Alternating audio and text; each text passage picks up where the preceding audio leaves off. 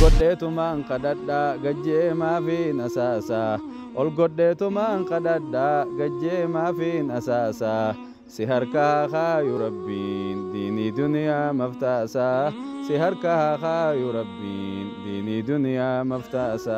Alhamdulillahi rabbil aalamiin. Kabajamtoota hordoftoota keenyaa guyyaa har'aan tanaa akkuma tasaa oduunii fi kararra yaanu anaa fi obboleessa kiyya Abdullaa Muumina oduu biiroo irraa gara galaa deemnu madarasaa Bilaal Ustaaz Abdurrahmaan nu qabee madarasaa kana nu ijaarsise. Madarasaa Bilaal agartanii jirtan kan dhiyootan Sheekh Amiin wajjiniin galma calanqoo keessatti eebbise. Fooqiin tuni fooqii isaati. Fooqiin tun fooqii isaati. Fooqii bitamtee miliyoona 24 bitamtee liqiin irra turte san.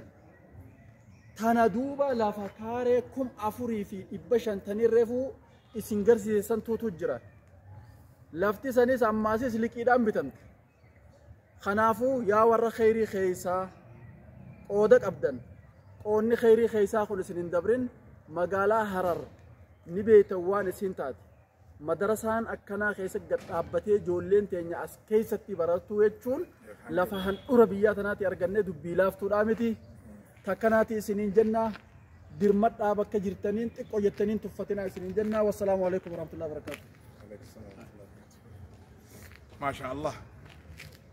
Akkana gaafna akkuma shayini keenya balleessee dirbuwa mana marii dhimmoota islaamummaa godina Harargee bahaati shayini keenya ni beeytanii isa wajjin gaarraa lafa tana daawwallee hedduu waan godina kana mul'isu illeeti abdii guddaa horallee namaan nama gammachiisu irraa tatti aantu sunis lafa tanatti aantu dalleemaa hedduu jira wali gad diriirsuun dirqama namni rabbiin akka isaa wali diriirsu barbaadu namni rabbiin akka isa kana mul'isu barbaadu addunyaa fi akhiratti bika tana keessa qoodatti akkatti hirmaattanii nani illee itti aanseetu obboleessa kiyya itti aansee dhaamsa dabarfachuu barbaada jazaakumullahu khayran wassalaamu alaikum warahmatullahi wabarakatuh.